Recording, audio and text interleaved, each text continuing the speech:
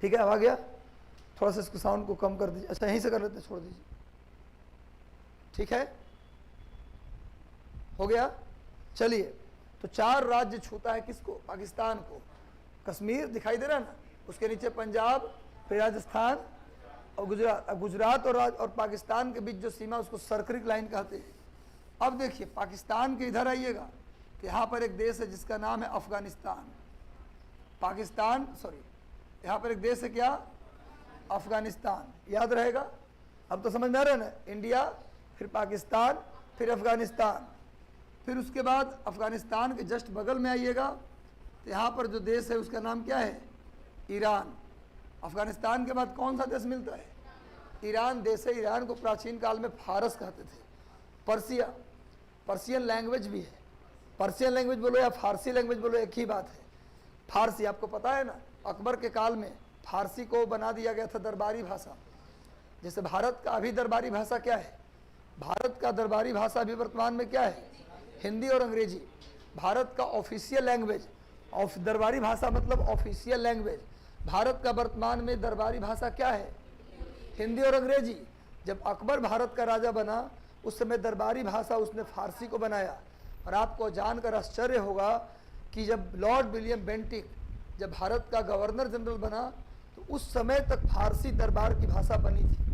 यानी पूछा जाए कब से कब तक फारसी रहा दरबार की भाषा, ऑफिशियल लैंग्वेज, तो अकबर से लेकर लॉर्ड विलियम बेंटिक तक। बेंटिक ने उसको हटाया, फारसी को दरबार की भाषा से बाहर किया। अकबर के समय पहली बार फारसी को दरबारी भाषा बनाया गया। और आपको अगर जेहन में याद हो तो आप याद करिए उस अकबर के समय को। अगर आपको नहीं याद है तो सुन लीजिए, याद है तो याद करिए। अकबर ने पहली बार जितने भी ग्रंथ थे उस जमाने में, जितने भी ग्रंथ थे, सुनो, संस्कृत के, हिंदी के, तुर्की के, उस सब का अनुवाद फारसी में करवाया था। रामायण का, महाभारत का, यहाँ तक कि गीता का, इसके अलावा मनुस्मृति का, इसके बाद ये पंचतंत्र का, हितोपदेश का, इसके बाद उसके दादा थे बाबर के आत्मकथा, बाबरनामा का, सब का फारसी में उसने अनुवाद करवाया। फारसी का डिपार्टमेंटे बनवा दिया, पूरा काम फारसी में होने लगा। तब से लेके लॉर्ड विलियम बेंटिक जो गवर्नर था वहाँ तक काम फारसी में हो रहा था।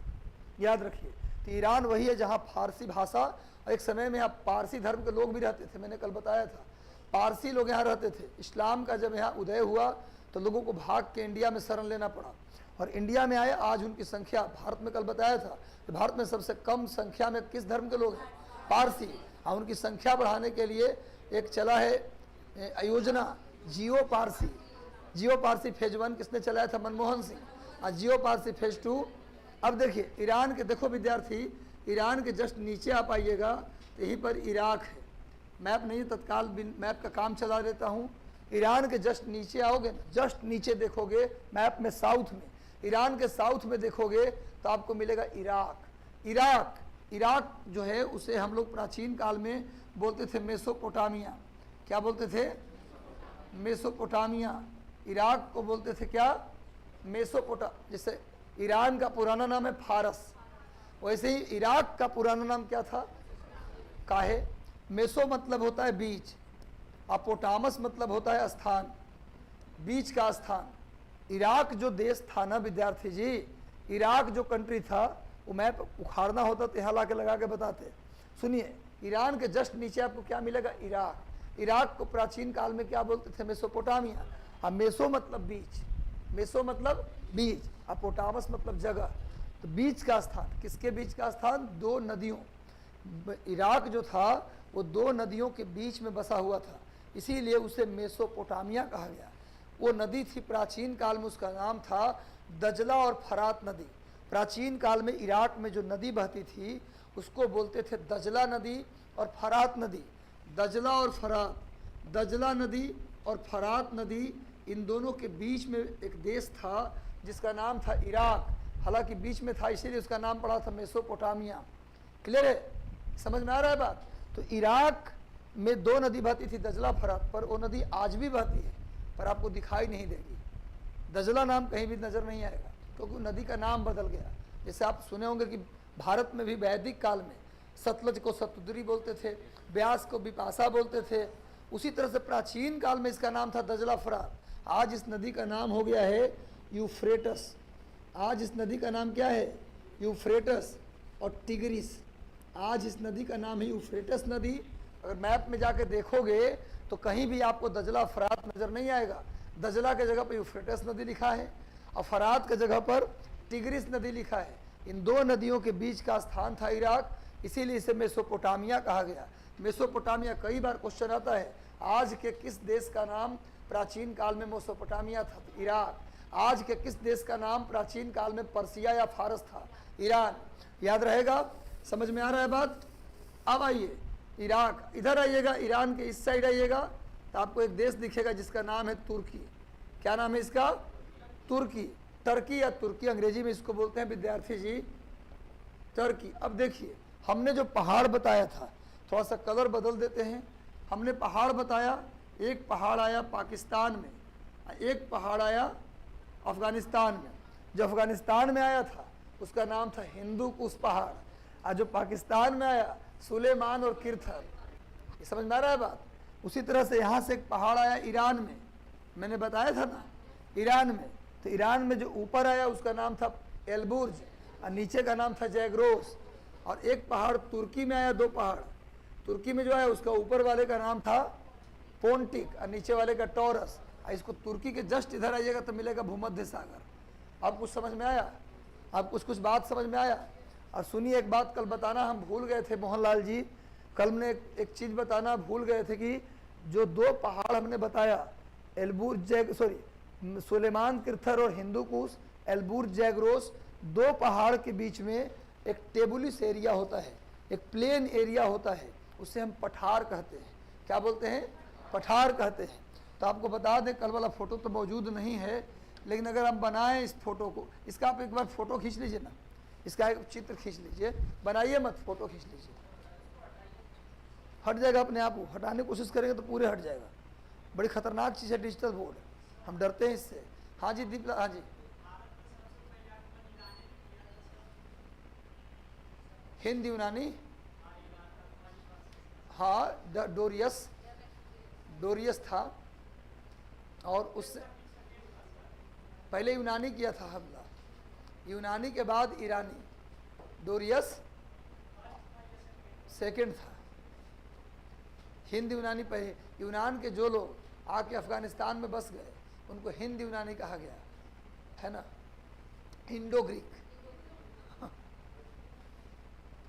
अरे तुम लोग को इतिहासों तो पढ़ा दे रहे हैं भूगोल के साथ साथ, नहीं ना, इतिहास के अलग मास्टर हैं, हम कभी रिस्क नहीं ले सकते। रात को हम 7:30 बजे आपको बुला रहे हैं यूट्यूब पर, और आइए यूट्यूब से जुड़िए। आज सुनो, यूट्यूब से जुड़ने के बाद जुड़ते ही लाइक कर देना है पहले सेशन को, और लाइक करने के बाद सुनो, पूरा प्रोसेस सुन रहे हो, लाइक कर देना है और कमेंट करके बोल देना है सर आपका सेशन बहुत अच्छा लगता है। दूसरा पॉइंट। और तीसरा पॉइंट, उसको कॉपी कर लीजिए लिंक को, और अपना जितना भी बनारस से पटना तक ग्रुप आप बनाए हैं, जिस ग्रुप में आप जुड़े हैं, चाहे मस्ती वाला ग्रुप क्यों ना हो, सब कम से कम 2-3 को तो व्यू बढ़ेगा गुरु। हाँ हाँ,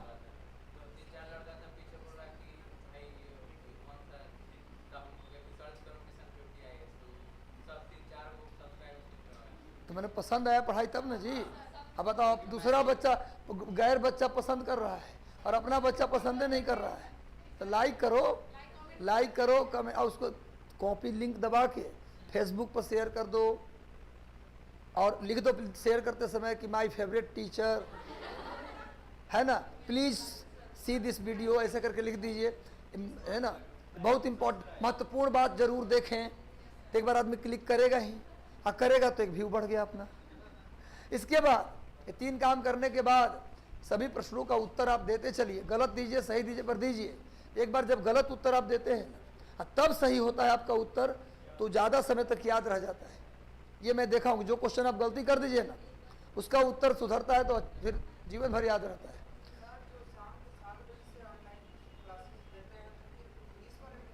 उसमें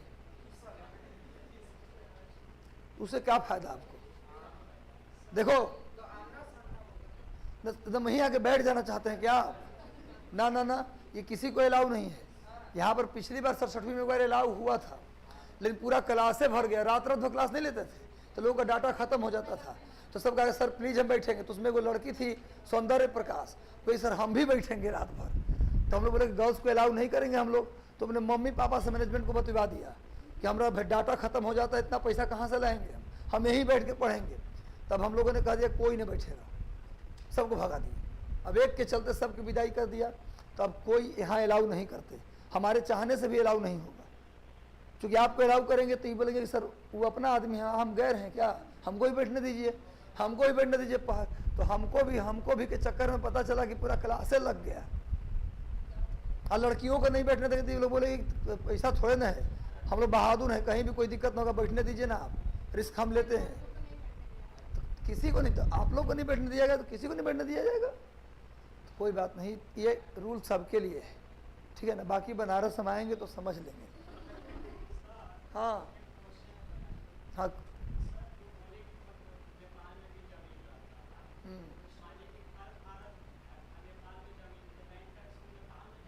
नेपाल में देता है, हाँ बिल्कुल नेपाल में देता है। वहाँ पर अगर वो ज़मीन अब नेपाल में खरीदते हैं तो रजिस्ट्री भी वहीं कराना पड़ेगा आपको। नेपाल में सुविधा है कि भारतीय लोग ज़मीन खरीद सकते हैं, तो ज़मीन वहाँ खरीदेगा तो वहीं रजिस्ट्री कराना पड़ेगा आपको। सब टैक्स रेवेन्यू सब उसी को देना पड़ेगा, ठीक है। हाँ उसी को मिलेगा, बिल्कुल मिलेगा। अमेरिका में जाकर बिजनेस करिए तो भारत सरकार टैक्स मिलेगा। अब देखो यहाँ देखो विद्यार्थी जी ध्यान से देखो, अब देखो भाई यहाँ अब बतिया रहे हो ना, फिर देखो कनपट्टी पर दे देंगे 2-3 थप्पड़, बात करते मिलोगे तो कनपट्टी नोच लेंगे। देखो यही चित्र बनाए थे ना भाई, कल जो चित्र बनाए थे यही वाला बनाए थे, यही चित्र था ना। ये सब पर्वत के नाम लिखवा दिए थे। यहाँ पर था अराकानियोमा, यहाँ पर क्या था ये बता दिए थे। देखो देखो 2 पहाड़ों के बीच, आप जो कल फोटो बनाए थे उसी में आप लिखे, आप बनाइएगा मत। 2 पहाड़ों के बीच एक प्लेन एरिया होता है, उस प्लेन को प्लेट्यू कहा जाता है, पठार। ये जो है प्लेट्यू ऑफ तिब्बत है, प्लेट्यू ऑफ तिब्बत है, नोट कर लीजिए। यानी पूछा जाए कुनलुन पर्वत और काराकोरम के बीच, कुनलुन और काराकोरम पर्वत के बीच कौन सा पठार है जी? हिंदी में बोलते हैं विद्यार्थी तिब्बत का पठार, तिब्बत का पठार। ये कल छूट गया था। 2 पहाड़ों के बीच जो प्लेन एरिया होता है ना, उसे प्लेट्यू कहते हैं, पठार कहते हैं। और प्लेन पेपर का इस्तेमाल करो, सादा पन्ना लेकर के आइए, कॉपी ख़त्म करने के फेर में मत रहिए कि ले लिया तो इसको ख़त्म। भाई भूगोल हमेशा आप प्लेन पेपर पे पढ़िए, फोटो बनाने में अच्छा रहता है, ठीक है। तो ठीक है भाई, तो हो गया तिब्बत का पठार, ये नोट कर लिया तिब्बत का पठार। पूछा जाए तिब्बत के पठार किन 2 पर्वतों के बीच में है? बोलो, बोलना है, कंजूसी बोलने में नहीं करना है। कुनलुन और काराकोरम। उसी तरह हिंदू कुश और सुलेमान तीर्थक के बीच में भी प्लेट्यू है। अच्छा एक चीज़ और, तिब्बत इधर देखो भाई, तिब्बत के पठार का कुछ हिस्सा कश्मीर में भी आ रहा है, देख रहे हो? तिब्बत के पठार का कुछ पार्ट कश्मीर में भी आ रहा है, दिखाई दे रहा है? अरे सबको दिखाई दे रहा है उधर, बोलने में कंजूसी मत करो। तिब्बत का पठार पूरा है, ये पूरे बीच का हिस्सा तिब्बत का पठार है, तो कुछ हिस्सा कश्मीर में भी आ रहा है। जो हिस्सा कश्मीर में आ रहा है उसे बोलते हैं प्लेट्यू ऑफ लद्दाख, उसे बोलते हैं प्लेट्यू ऑफ लद्दाख, यानी लद्दाख का पठार। यानी तिब्बत के पठार का ही भाग है, लद्दाख का पठार तिब्बत के पठार का भाग है। और क्वेश्चन आ जाए कि भारत का सबसे ऊंचा पठार कौन है, ये हम लिखवाएंगे, अभी रुक जाओ। उसी तरह से हिंदू कुश, उसके बाद क्या कोई दिक्कत है क्या? हिंदू कुश और सुलेमान तीर्थर के बीच, हिंदू कुश और सुलेमान तीर्थर के बीच भी एक पठार है जिसका नाम है पोतवार का पठार, plateau of Potwar, plateau of Potwar, यानी पोतवार का पठार, पोतवार का पठार। जीके क्लियर हो रहा है ना? अफगानिस्तान पाकिस्तान के बीच में कौन सा पठार है? पोतवार का पठार। चश्मा फोड़ देंगे। पोतवार का पठार, क्या लिखे? हिंदू कुश सुलेमान तीर्थर के बीच कौन सा पठार है? पोतवार का पठार। कुनलुन और काराकोरम के बीच तिब्बत का पठार, तिब्बत के पठार का जो हिस्सा कश्मीर में है उसे क्या बोलते हैं, लद्दाख का पठार। और पाकिस्तान अफगानिस्तान के अंदर कौन सा पठार है, पोतवार का पठार। ईरान में ईरान का पठार, ईरान में ईरान का पठार प्लेट्यू ऑफ ईरान। और तुर्की में अनातोलिया का पठार, तुर्की में अनातोलिया का पठार plateau of Anatolia, Anatolia, Anatolia का पठार।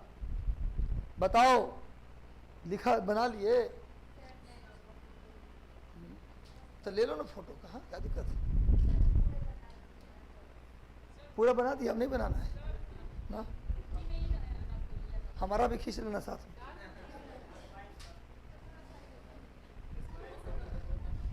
हमारा काट देगा तो सोच लो फिर फोटो मिटा दे। ग्रुप में नहीं, अरे ग्रुप में फोटो नहीं भेजना है, हमको पर्सनल भेज दीजिएगा। अच्छा, पर्सनल ग्रुप में हमको जोड़ दो भाई, ऐड कर दो। हाँ हाँ, एडमिन बना देना।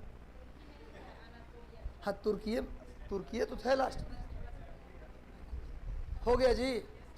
हमारा फोटो कैसे आएगा हमारे पास, हमारे व्हाट्सएप पर भेजना है और उसको हम फिर रील में यूज कर सकते हैं ना। अच्छा, तुम लोग के साथ थोड़े ना कि कोई दिक्कत है, हमको रील में फोटो घट जा रहा है, हम एक्टिंग करना उतना चाह नहीं रहे हैं, हम चाहते फोटो पे ही गाना सेट कर दें, है ना। रील भी लाइक कर दिया करिए आप लोग,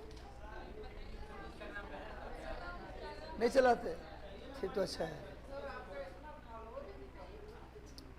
फॉलोअर कम इसलिए कि मैं फॉलोअर बढ़ाने की कोशिश नहीं किया, कई लोग गलत तरीके से फॉलोअर बढ़ाते हैं, ऐसा भी है कि लोग पैसा वैसा दे के फॉलोअर बढ़वाते हैं, पर हमने कभी कहा कि भैया रियल में जो चाहता है वो चाहता है।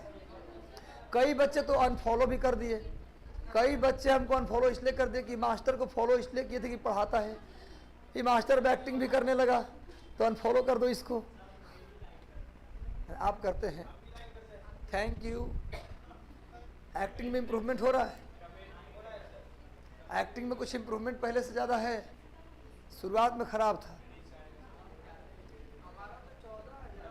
14,000 है तो कुछ दे दीजिए ना हमको, कर्ज बढ़वा दे अपना में शेयर कर दीजिए। आपका किस नाम से है, तो हमको मैसेज कर दीजिए COCTRZ, उसको हम क्या करेंगे ना कि आपको, हाँ, कोलैबोरेशन कर देंगे, रोज़ आप उसको अलाउ कर दीजिएगा, ठीक, ओके। एकदम कम है, 1600-1700 है। चलो आगे आओ, हो गई बातचीत। देखो भैया, सब लोग समझ में आ गया सबको ये बात। भाई, तिब्बत के पठार किसके बीच में है विद्यार्थी, बोलो, काराकोरम और कुनलुन के बीच। कहाँ है भैया, तिब्बत में। पोतवार का पठार अफगानिस्तान और पाकिस्तान में है, हिंदू कुश सुलेमान किरथर के बीच। ईरान में ईरान का पठार है, एलबूर्ज और जैगरोस के बीच। और तुर्की में पोंटिका टॉरस के बीच अनातोलिया का पठार है। हो गया ना क्लियर, यहाँ तक किसी को दिक्कत, मैप भी आपको समझ में अब आ गया, कहाँ है ईरान, कहाँ है इराक। चलिए, अब हम लोग विद्यार्थी जी एक बात करते हैं आप लोगों से कि ये हमारा कश्मीर का इलाका है, थोड़ा सा और आपको हम पढ़ाना चाहते हैं।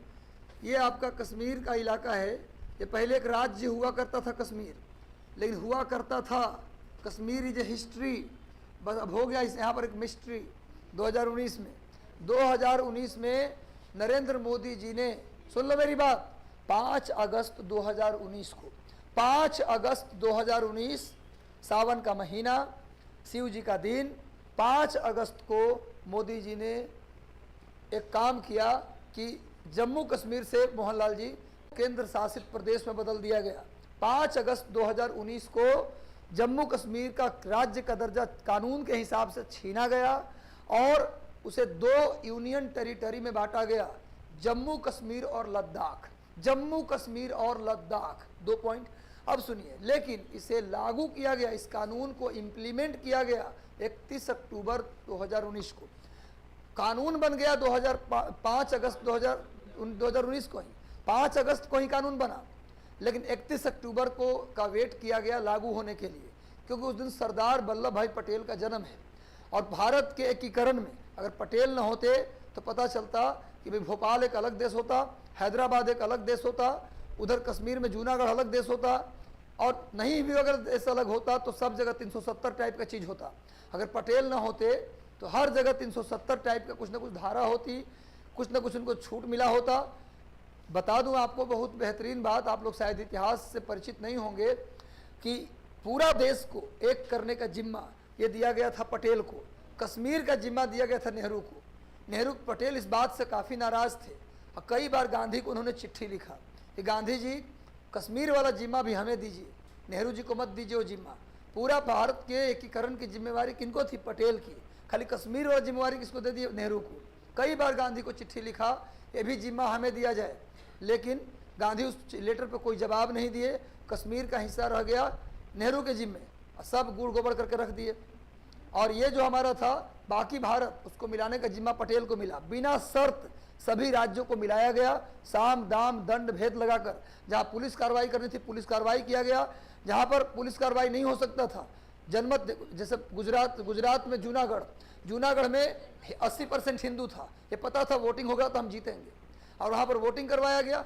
थोड़ी देखो देश की सुरक्षा करना है, देश को जोड़ना, थोड़ी चालाकी तो आना चाहिए, दंड भेद सब आना चाहिए आपको। तो पटेल ने क्या किया? जूनागढ़ में कहा वोटिंग करा लो, करा लिया वोटिंग, 80% हिंदू, पाकिस्तान के हो जाएगा वो, पूरा गया भारत में। लेकिन वहाँ के नवाब नहीं चाहता था कि हम जाएं इंडिया में, पाकिस्तान जाने के फेरा में था। जिन्ना से अंदर बतिया लिया था कि आएंगे तो कितना तोला सोना दीजिएगा, कितना तोला चांदी दीजिएगा, कितना हीरा दीजिएगा, सब बतिया लिया था वो। तो नवाब मुस्लिम था, वो चाहता था कि जूनागढ़ पाकिस्तान जाए, लेकिन जनसंख्या क्या थी? हिंदू। तो वोटिंग करवा लिए, हम जीत गए, लेकिन जूनागढ़ का नवाब इस वोटिंग को मानने के लिए तैयार नहीं हुआ। मतलब मानता है बात कि नहीं मानता है? भेजे पुलिस, भेज दिए पुलिस, भाग गया अपने 3 कुत्तों को लेकर के। 3 को कुत्ता पाला हुआ था, लेकिन 3 बीवियों के ही छोड़ गया। कुत्ते को ले गया लेकिन अपनी तीनों पत्नियों को छोड़ गया। बाद में पटेल जी पत्नियों को चिट्ठी लिखे कि भारत देश नारी का सम्मान करता है, आपको लगता है कि गलती से छूट गए हैं तो आपको पाकिस्तान जाने का पूरी सुरक्षा के साथ व्यवस्था की जाएगी, और आपको लगता है कि जानबूझ के छोड़े गए हैं तो जैसे आपके पति नवाब के रूप में रहते थे अपने महल में, आप भी नवाब के रूप में रहिए और सारी सुविधा का भोग कीजिए। खाली विदेशी मामले, संचार मामले, रक्षा, ये आपका हम ले लेंगे, ये बोला गया। तो बढ़िया तो किया गया, जूनागढ़ को हम लोग कैप्चर कर लिए। हैदराबाद में क्या स्थिति थी ना कि हैदराबाद में वहाँ जनसंख्या भी ज़्यादा मुस्लिम और वहाँ का निज़ाम भी मुस्लिम। वो किसी कीमत पे इंडिया रहना नहीं चाहता था, वो पाकिस्तानों जाना नहीं चाहता था, वो स्वतंत्र देश बनाना चाहता था। लेकिन उसका कहना था कि अगर अंतिम में नहीं बनेगा बात तो पाकिस्तान चले जाएंगे, लेकिन इंडिया तो किसी कीमत नहीं जाएंगे। अब क्या किया जाए? तो पटेल जी ने क्या किया कि जो हैदराबाद का तो तेलंगाना, सुनो बहुत सब NCERT की बात बता रहा हूँ, हैदराबाद का जो तेलंगाना वाला इलाका था वहाँ हिंदू ज़्यादा था। पटेल जी ने हिंदुओं को बगावत के लिए भड़काया, बोला कि तुम निज़ाम के खिलाफ बगावत कर दो। निज़ाम क्या करेगा? अगर डायरेक्ट हम सैनिक कार्रवाई करके हैदराबाद पर कब्जा करेंगे तो दुनिया क्या बोलेगी कि अपने आज़ादी चाहते हैं और दूसरे पर ज़बरदस्ती कब्जा कर रहे हैं, तो बदनाम ना हो जाएंगे। तो क्या करना है? तेलंगाना के हिंदुओं से बगावत करवा देते हैं, बगावत कर दो निज़ाम के खिलाफ। निज़ाम के पास कोई चारा ना होगा तो उन हिंदुओं को क्या करवाएगा? वो कत्ल, मर्डर करवाएगा। तो मर्डर करवाएगा तो हमको बहाना मिल जाएगा कि आप निज़ाम है तो निज़ाम की तरह रहिए, किसी को आप मार नहीं सकते, उसी बहाने फोर्स भेज देंगे। समझ में आ रहा है बात ना? वही ऑपरेशन पोलो चलाया गया, कहा कि भैया तेलंगाना के हिंदुओं को भड़काया, हिंदू किया निज़ाम के खिलाफ बगावत, और निज़ाम की गलती यही थी कि हिंदुओं का कत्लेआम शुरू कर दिया। और पटेल इसी बहाने सेना भेज दिए, और सेना भेज के इतना अंदर चले गए कि निज़ाम को दिखा कुछ आसपास दिख नहीं रहा था, अंत में घुटने टेक दिया। हैदराबाद को बिना शर्त भारत में मिला लिया गया। अगर कश्मीर में ठीक है हरि सिंह कुछ भी बोल रहा था, शुरू में बोलने देते, साइन करते हैं बोलते भागता है कि मारेंगे 2-3 थप्पड़। हरि सिंह बोला था कि कश्मीर को स्पेशल स्टेटस देना पड़ेगा, ये शेख अब्दुल्ला नहीं बोले थे, हरि सिंह ने बोला था। तो हरि सिंह के बाद काहे मानेंगे हम? जैसे उसको घुटना टेकवाया हरि सिंह को भी ठुकवा देते। पर दिक्कत क्या था? वहाँ नेहरू बना हुआ था, सॉरी नेहरू जी बने हुए थे वहाँ, वो कंट्रोल नहीं कर लिए, तभी तो नेहरू जी कर दिए नेहरू से। सही बात है कि नहीं? अब बोले सर ये किस प्रमाण, किस आधार पे ये बात आप बोल रहे हैं कि पटेल जी गांधी जी को चिट्ठी लिखे थे? ये कहीं से पढ़ लिए, कहीं से सुन लिए? ये बिपिन चंद्रा का किताब आप पढ़ते हैं ना, आधुनिक भारत के इतिहास में किसको पढ़ते हैं? बिपिन चंद्रा को। बिपिन चंद्रा का लास्ट चैप्टर है भारत का विभाजन, अंतिम चैप्टर है भारत का विभाजन, उसको पढ़िए। उसी किताब में एक पन्ना में लिखा है एक जगह कि नेहरू को, सॉरी गांधी को पटेल कई बार चिट्ठी लिख चुके कि कश्मीर का इशू भी किसको दे दीजिए? हमको। लेकिन गांधी उस पर कोई ध्यान नहीं दिए। समझ में आया मैटर क्या था? तो साम दाम दंड भेद सबसे चलता है। जोधपुर के नवाब वो जाके जिन्ना से बतिया रहा, जोधपुर के राजा हिंदू राजा था, वो जिन्ना से बतिया रहा था। पटेल जिसको बुलाए, सुन तुम्हारा बाप भी मेरा दोस्त रहा है, तो बाप को भी बाप भी तुम्हारा होता तो उसको बख्शते नहीं, और दोस्त का बेटा हो शांति से रहो, और नहीं इतना मारेंगे ना कि हालत ख़राब हो जाएगा। मर्ज होता है कि करेगा बदमाशी, बोला कि मर्ज हो जाएंगे, रात भर का समय दीजिए ना हमको। तो रात भर सोचा सवेरा कि बोला कि हम मर्ज हो जाएंगे जी। और जोधपुर का चेला था जैसलमेर, वो भी चिल्ला रहा था जोधपुर के साथ, जैसे जोधपुर मर्ज हुआ जैसलमेर भी कहा कि हम भी मर्ज हो जाते हैं। आई सब को भड़काया हुआ था भोपाल के नवाब, भोपाल के जो नवाब था ना, इस सब को कान भर सुनिए ना, जिन्ना से हम मिलवाएंगे आपको, जिन्ना साहब आपको बहुत कुछ देंगे, उधरे चलिए पाकिस्तान में। वो पता ना जिन्ना उसको कोची घुट्टी पिलाया था भोपाल के नवाब को, वो घूम घूम के सबके बोल रहा था कि जिन्ना साहब पटेल जी क्या देंगे, जिन्ना आपको वहाँ पर जो सुख देंगे वो सुख पटेल नहीं देंगे, है ना। तो जिन्ना साहब भड़का भड़का के ले जाता, अंत में भोपाल के नवाब को चाबुक दिया गया, रहो चुपचाप से इंडिया में, जाना तो जाओ अकेले पाकिस्तान अपनी बीवी को छोड़कर। तो पत्नियों ने जवाब दिया था, नवाब के नाम था मोहब्बत खान। हाँ, वो कभी कभी लड़कियों का ड्रेस पहन के बाजार में निकल जाता था। वो जूनागढ़ का जो नवाब था ना, वो लड़कियों का ड्रेस पहन के निकलता था बाजार में, कभी कभी महिलाओं का वेश बदल लेता था, इसलिए नाम था मोहब्बत खान। और वो तीनों पत्नी को छोड़ के, पत्नी ने जवाब दिया कि ले ही जाना होता तो छोड़ के थोड़े न जाते, वो नया विवाह ऑफर दिए हैं जिन्ना कि हाँ हो तो तुम्हारा विवाह करवा देंगे बढ़िया, उससे भी बढ़िया, इसीलिए वो गए हैं तीनों को छोड़कर। जाएंगे तब ना, बिना डिस्टर्ब के शादी कैसे होगा, जब तीनों बीवी को यहाँ छोड़ेंगे तभी तो। मोहब्बत खान कहीं का, मोहब्बत खान मोहब्बत खान दोनों आता है। अब आओ विद्यार्थी, इधर देखो, ये कश्मीर का हिस्सा है, यहाँ देख लीजिए विद्यार्थी, ये जो पाठ है देखो, नंबर 1 नंबर 2, कश्मीर को 2 केंद्र शासित प्रदेश में कब बांटा गया, 31 अक्टूबर 2019। 1 नंबर पे है लद्दाख, 1 नंबर पे क्या है लद्दाख, और 2 नंबर पे क्या है जम्मू एंड कश्मीर। नोट कर लीजिए, इसको बना लीजिए।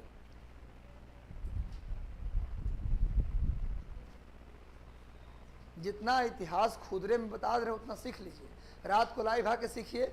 और बाकी इतिहास के यहाँ फैकल्टी हैं ये है, तो हम कहा इतिहास पढ़ाएं, जब स्पेशल विषय के टीचर है तो और अच्छा ना पढ़ाएंगे जी, तो उनसे पढ़िए भी। और जो एक्स्ट्रा इधर उधर की बात होगा वो तो हम मसाला के रूप में देते ही रहेंगे। जहाँ से दीवार झड़ेगा प्लास्टर ऑफ पेरिस भेज देंगे, यहाँ से लगाइए हैं। हाँ, थोड़ा सा नेहरू जी बन नहीं बोल पाते। एक जम्मू कश्मीर JNK,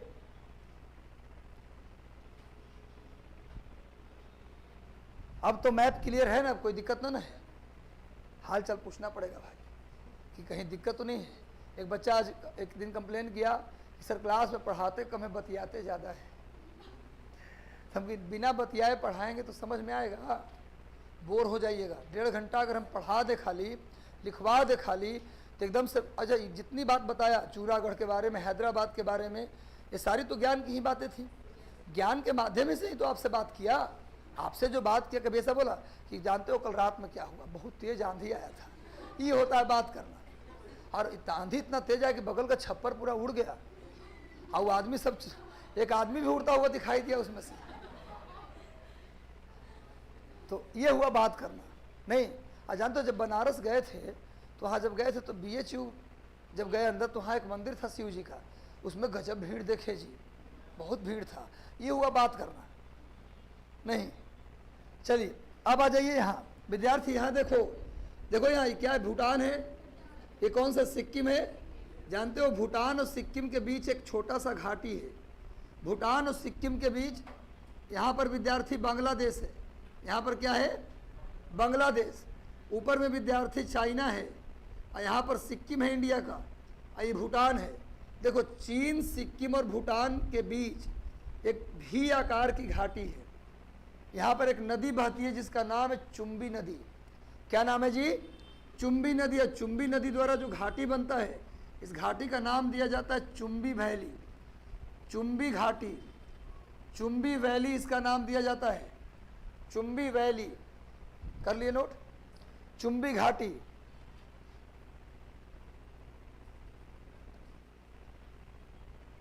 चुम्बी वैली पूछा जाए, चुम्बी वैली किसके बीच में है, सिक्किम, भूटान और चाइना के बीच। चुंबी वैली किसके बीच में है?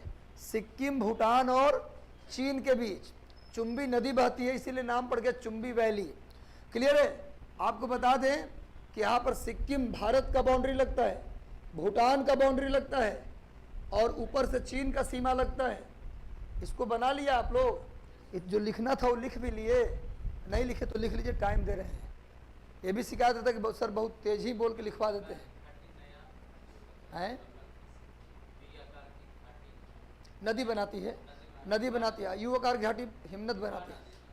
हाँ, युवा नदी, मैंने अपने युवा अवस्था में, अपने बाल्यावस्था में नदी क्या बनाती है? वी आकार की घाटी। और जो हिमनद होता है ग्लेशियर, वो बनाती है यू आकार की घाटी। उसे पढ़ाएंगे। चुंबी घाटी समझ में आ गया? सिक्किम, भूटान और चीन के बीच में, ऊपर लिखा है मोहनलाल जी, सिक्किम, भूटान और चीन के बीच में चुंबी घाटी। अरे जो भी देख रहे हो ना, वी, यही चुंबी घाटी। बात इसमें क्या, इसमें दिक्कत समझने में क्या है? और सुनो, जो चुंबी घाटी, विद्यार्थी इधर देखो, चुंबी घाटी जो आप देख रहे हैं, वहाँ कोई नहीं आएगा। इसके लिए भारत, भूटान और चीन में एक समझौता हुआ कि उसको नो मैंस लैंड घोषित किया जाए। अगर बना लिए तो सुनिए हमारी बात, बना लिए ना तो सुन लो। चुंबी घाटी को लेकर भारत, भूटान और चीन में एक समझौता हुआ कि वहाँ कोई नहीं आएगा। चुंबी घाटी को खाली स्थान छोड़ दिया जाए, न भूटान आएगा न भारत, नो मैंस लैंड। लेकिन चीन तो जान ही रहे कि समझौते करता है समझौता तोड़ने के लिए, कोई नहीं जाएगा। लेकिन 2016 में धीरे धीरे चीन इसमें घुसने लगा, रोड बनाने लगा। भारत को पता चला 2015-16 में ही कि चीन रोड बना रहा है, लेकिन मुद्दा उखाड़ा गया 16 दिसंबर में, लास्ट में। काहे? क्योंकि यूपी में चुनाव था, उत्तर प्रदेश में क्या था, 17 में चुनाव के समय अगर चीन को पीछे हटाएंगे तो ना वोट में फ़ायदा मिलेगा। अभी रहने दीजिए, रोड बनाने दीजिए, 4-5 किलोमीटर बनाने दीजिए, कोई दिक्कत नहीं है ना? राहत इंदौरी की लाइन नहीं है? सुना है सरहद पे बहुत तनाव है, क्या पता तो करो, पड़ोस में चुनाव है क्या, है ना? तो चुनाव भैया, तो यहाँ पर चुंबी घाटी में घुसने लगा था कौन? चीन। और सुनिए एक बात और बताऊँ आपको, यहाँ पर एक जगह है, ये भूटान में है, यहाँ पर एक जगह जिसका नाम है डोकालाम। क्या नाम भैया? डोकालाम। चीन, भूटान और भारत के सीमा पर, बाउंड्री पर एक जगह है, यानी ये जो चुंबी घाटी उसके कॉर्नर पे जो जगह है वो एक्चुअली में भूटान में है। एक्चुअली में कहाँ है? भूटान में। लेकिन डोकलाम एक्चुअल भूटान में, लेकिन ये पॉइंट पड़ता है किसके बॉर्डर पे?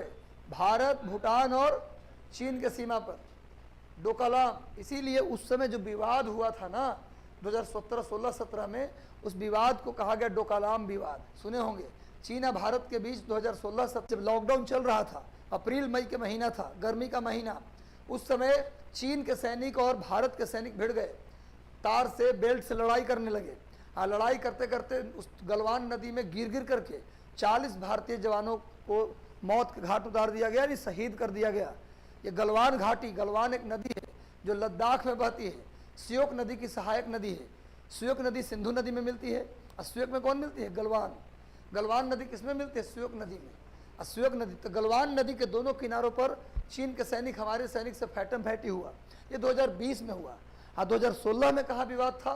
डोकलाम में। समझ में आ रहा है कि नहीं आ रहा बात? तो डोकलाम।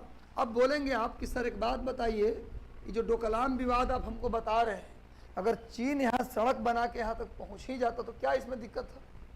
अगर भूटान बनाता सड़क तो दिक्कत नहीं था, भारत बनाया तो दिक्कत नहीं था, चीन बना रहा इसलिए दिक्कत है। क्यों दिक्कत है बताता हूँ।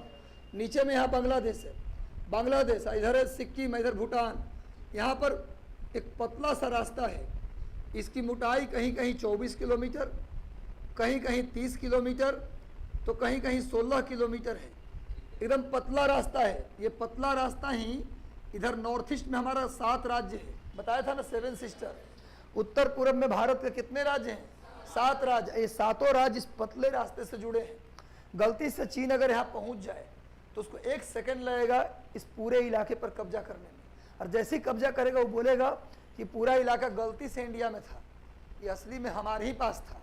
अब पूरा इलाका कब्जा कर लेगा। अगर डोकलाम तक वो पहुँच जाएगा तो सोचिए कितना बड़ा खतरा चीन उत्पन्न कर सकता है हमारे लिए। इसीलिए यहाँ पहुंचे उससे पहले ही भारत के सैनिकों ने चीन को पीछे हटने पर क्या कर दिया, मजबूर कर दिया। चीन ने माना कि हाँ हम इस मोर्चे पर हम भारत से कमज़ोर थे, इस मोर्चे पर हम भारत से कमज़ोर थे, इनको पीछे हटना पड़ गया। तो यही पूरा पोजीशन है, इसको नोट कर लिए। इसको बोलते हैं चिकन नेक, इस पतले रास्ते को बोलते हैं chicken neck. Chicken neck note कर लीजिए, इस पतले रास्ते को बोलते हैं चिकन नेक। हो गया। अरे मुर्गी के गर्दन सबसे पहले कौन मरवाता है? मुर्गी। चिकन कौन कौन खाता है यहाँ पर? कौन कौन शाकाहारी है? हाथ उठाओ, शर्माओ मत, हम भी हैं शाकाहारी, इसमें दिक्कत क्या है? कौन कौन मांस मछली खाता है? कुछ लोग हाथ नहीं उठा रहे हैं। खाने वाले हाथ उठाओ। आज से क्या करना है? शाकाहारी अपनाना है। शाकाहार अपनाइए, मटन चिकन छोड़िए, नहीं तो फिर सुअर भी खाइए। चिकन मटन खाते हैं, जब मांस खाने जाइए तो हमारा चेहरा याद कीजिएगा और याद करिएगा सुअर के मांस में ऐसा ही होता है, फिर छोड़ दीजिएगा खाना। आज के बाद याद तो आएगा, जब भी खाओ चिकन आप मेरी बात याद आएगा। एक बार खाते समय कॉल कर लेना खाने से पहले, हम बताएंगे वही सुअर जो पीछे के नाले से निकल कर आया। ये सब हम जान छोड़वाने का उपाय है, छोड़वा तो देंगे 2-4 दिन। अब आइए नेक्स्ट आ जाओ। अब हेडिंग डाल दीजिए काराकोरम। अब हम लोग आ गए। अब तुम्हारी जो चिंता थी कि सर पहाड़ कब से शुरू करिएगा इंडिया का, तो लो शुरू हो गया। अभी हम भारत का पर्वत अब शुरू हुआ। अच्छा, टेस्ट आप लोग का होना था ना, कब होना है? कल। काराकोरम क्या बोलो? हाँ पूछे। ये कह रहे थे कल टेस्ट लीजिएगा सर, जो एक्स्ट्रा बताते हैं इधर उधर की बात वो भी पूछिएगा क्या? बिल्कुल पूछेंगे, बिल्कुल, क्यों नहीं पूछेंगे। हम बोले जो हम पढ़ाए हैं उसमें से पूछेंगे, तो एक्स्ट्रा बात भी पढ़ाए हैं। और जो टॉप करेगा उसे मिलेगा 30 रुपया 40 रुपया का डेयरी मिल्क, और जो सेकंड रैंक आएगा उसके 20 वाला, और जो थर्ड रैंक आएगा उसको 10 वाला। संख्या बढ़ गया थर्ड रैंक पे तो उसको कैंसिल कर दिया जाएगा। फर्स्ट और सेकंड को मिलेगा, सेकंड पे भी ज़्यादा हो गया ना ना, उस भी नहीं, उसको भी कैंसिल, फर्स्ट को खाली मिलेगा। हाँ ना, बाकी लोगों का आशीर्वाद मिलेगा। जो एकदम पीछे रहेगा, नंबर दम कम लाएगा, उसको खिलाना पड़ेगा। हैं? बैक पेज में छूट गया है।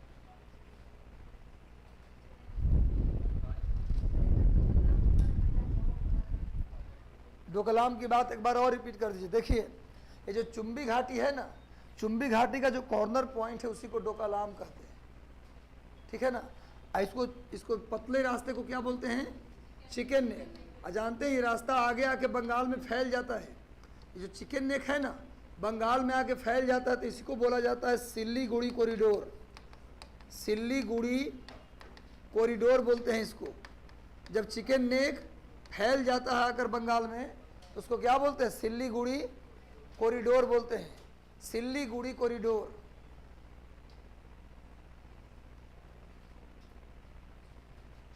अच्छा, एक्स्ट्रा बात जो बता रहा हूँ, हम चाहे तो डायरेक्ट कर दें, जो भी एक्स्ट्रा बात आता है उसको बता देता हूँ, उसको करते चला जाए या फिर, क्योंकि वो एक्स्ट्रा चीज़ आपको दोबारा नहीं मिलता कहीं, किसी भी विषय में वो होता नहीं है, वो साइड साथ में ही बताना पड़ता है। हो गया ना। अब आ जाइए, अब आइए काराकोरम। भाई अब बात मत कीजिए प्लीज़, 4 लोग तो आप लोग हैं ही, और उसमें भी कचर कचर करिएगा, कैसे काम चलेगा। अब देखो भाई, काराकोरम पर्वत कल याद है ना, बताया था मैंने, कल याद है जो पहला पर्वत बताया था उसको बोले काराकोरम। काराकोरम का विस्तार लद्दाख में है विद्यार्थी जी, लद्दाख में है, उसके बाद तिब्बत में है, और उसके बाद चाइना में है। काराकोरम का विस्तार 3 जगह है, लद्दाख, तिब्बत और चाइना। लद्दाख, तिब्बत और चीन में है। लद्दाख, तिब्बत और इस सब का PDF भी बनाओ, नोट करिए रहे हो, एक आध PDF भी बना के भेज दिया करेंगे, है ना। उससे क्या होगा कि देखो उसको जब PDF का मुझे नहीं लगता कोई फ़ायदा होना है, PDF क्या हम बैठ कर टाइप करते हैं, कॉपी मारा यहाँ वहाँ से डाल दिया, क्या दिक्कत है।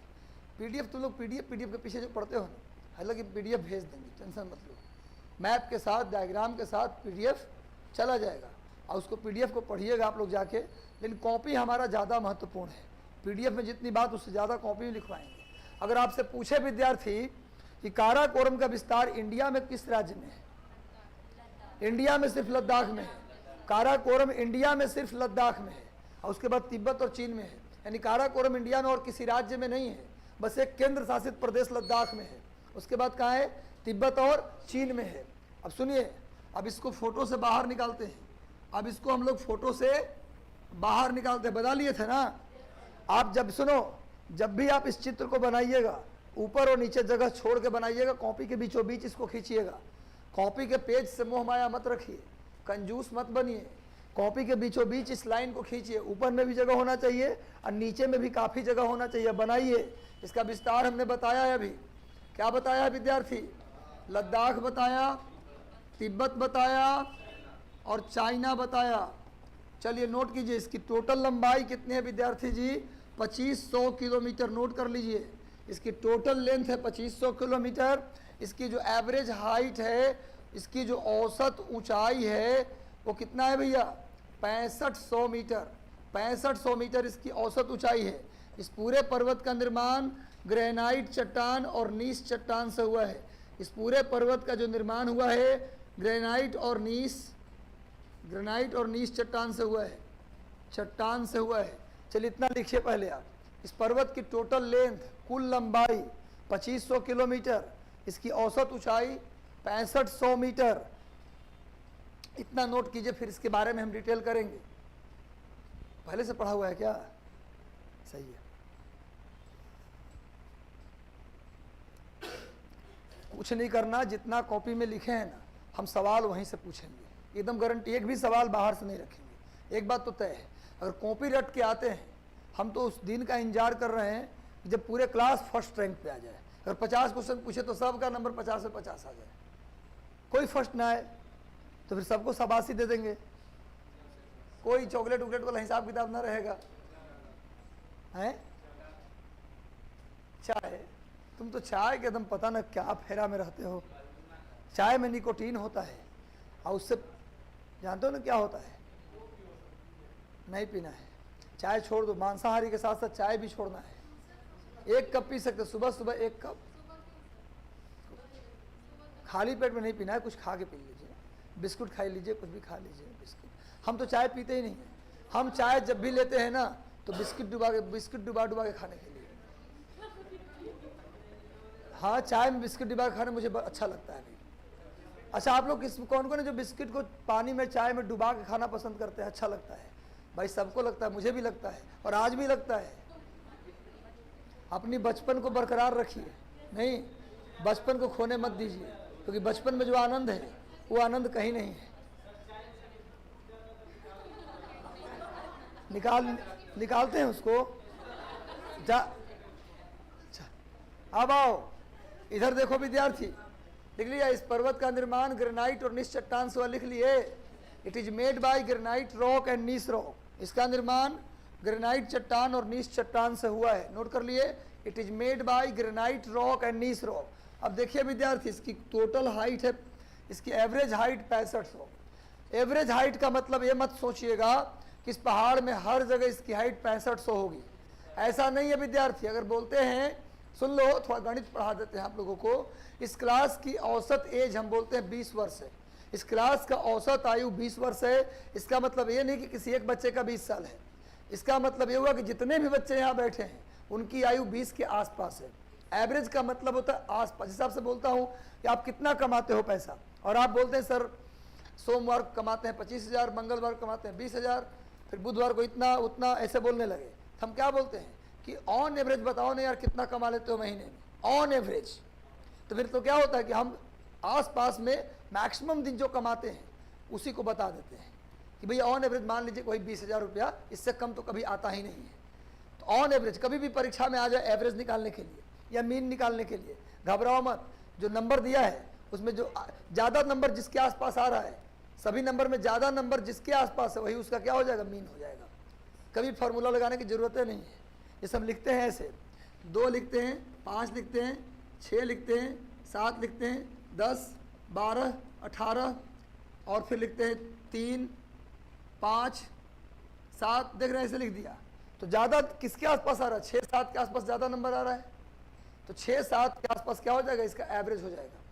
इसी को मीन कहते हैं। इसका मतलब ये हुआ कि 6500 मीटर इस पहाड़ की एक जगह की ऊंचाई नहीं है।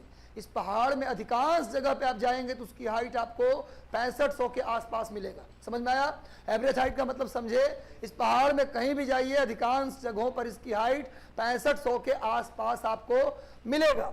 अब बताइए विद्यार्थी जी, आप लोग कभी भी ऊंचाई पर जाते हैं तो बचपन में आपने सुना होगा कि 165 मीटर ऊपर जाने पर तापमान -1 डिग्री सेल्सियस कम हो जाता है। इसी कारण है कि ज़्यादा ऊंचाई पर हम जाते हैं तो ठंडी का एहसास होता है। पहाड़ पर आपको क्या लगता है, पूरे साल ठंडी। माउंट एवरेस्ट पर पूरे साल बर्फ जमा रहता है। पहाड़ के कई हिस्से ऐसे हैं जहाँ कभी प्लस में तापमान आता ही नहीं है, हमेशा माइनस में तापमान रहता है। और आप जानते हैं इसी हिसाब से ऊपर आएंगे तो 1000 मीटर ऊपर जाएंगे तो 6.4 या फिर 6.5 डिग्री सेल्सियस तापमान घट जाता है। जब आप 1000 मीटर 165 करके जब आप 1000 मीटर तक ऊपर जाते हैं तो टेम्परेचर कितना घट जाता है, -6.4, -6.5।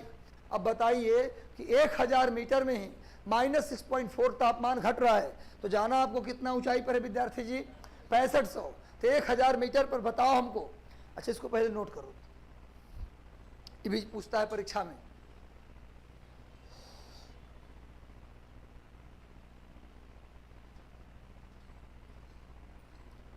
तो आप लोग अर्जुन बैच वाले बच्चे, कर्ण वाले कोई नहीं है, बना देते गर्ल्स वाले में द्रौपदी बैच, या बना देते कुंती बैच। कोई महाभारत के पात्र उठा लेना था, जब बहुत जुझारू टाइप के कोई महिला लड़ने वाली कौन थी महाभारत में, हाँ लक्ष्मीबाई बैच कर देते, उधर कर देते अर्जुना बैच न, वो थी आधुनिक काल में हैं। क्या चाहते हो, चाह क्या रहे हो तुम, क्या चाहते हो, यहाँ बुला करके मुर्गा बना दे। आगे बढ़ो तो लिखिए, सुनिए, 1000 मीटर पर 6.5। तो जैसे जैसे ऊपर जाओगे, अब बताओ कितना ऊपर जाना है, 6500, यानी 6000 मीटर के ऊपर जाना है। तो 1000 मीटर में 6.5, तो 6000 मीटर में गुना करो, 6 छक 36 और 3 डिग्री आओ 39, तो 39। अब 500 मीटर और जाना तो 42। मान इस पहाड़ पर अगर नीचे से ऊपर जाते हैं तो नीचे के तुलना में इस पहाड़ के ऊपर की जो टेम्परेचर होगा नीचे के तुलना में 42 डिग्री कम हो जाएगा। कितना कम हो जाएगा? अब मान लीजिए विद्यार्थी जी कि गर्मी के दिन में, मान लो, सुन लो, गर्मी के दिन में इस पहाड़ के नीचे आप खड़े हैं, वहाँ तापमान जून महीने में +30 है। मान लेते हैं इस पहाड़ के जड़ के पास +30 तापमान है, तो इस पर आप जाएंगे पहाड़ के ऊपर तो गर्मी में भी क्या हो जाएगा, 30 में से 42 गया, कितना बचेगा, -12। अरे उल्टा घटाएंगे तो माइनस में ना आएगा। यानी सोचिए, गर्मी में भी तापमान, इस पहाड़ की ऊंचाई पर जाएंगे तो गर्मी में भी यहाँ तापमान माइनस में होता है, -15, -12, -20। गर्मी में यहाँ का तापमान -15, -12, -20 ऐसे होता है। और जाड़े में -78, -80 चला जाता है। इस पहाड़ के ऊपर का तापमान जाड़े में -78, -80 और गर्मी में -12। स्टेशन नहीं पाया जाता, there is no hill station in Karakoram due to height. आज हम लोग इसको यहीं तक रोकेंगे, काराकोरम को आगे हम प्रोसीड करेंगे अगली क्लास में। 12 बज गया, ठीक है। थोड़ा हमको लाइव भी इसके बाद लेना होता है ना, पता होगा आपको, मिशन IAS पे लाइव आते हैं। आज का लाइव देखिएगा मिशन IAS पर, ऑटो में भी जाइएगा तो कान में ईयरफोन लगाते जाइएगा, तुरंत 12:15 से लाइव होंगे, 12:15 से, ठीक है। 20-25 क्वेश्चन खाली सुन लीजिएगा, कोई दिक्कत नहीं है। और सेशन को शेयर नहीं करिएगा तो कम से कम लाइक जरूर कर दीजिएगा, कमेंट कर दीजिएगा, और जो फोटो हमारा खींचे हैं उसको भेज दीजिएगा, ग्रुप में भेज दीजिए। नहीं, ग्रुप में ना भेजना भाई, ने तो सब कहेगा कि सब हमको भेज दीजिए। हाँ, कल टेस्ट है और क्लासों है, टेस्ट आधा घंटा, क्लास 1 घंटा, 30 क्वेश्चन रखेंगे।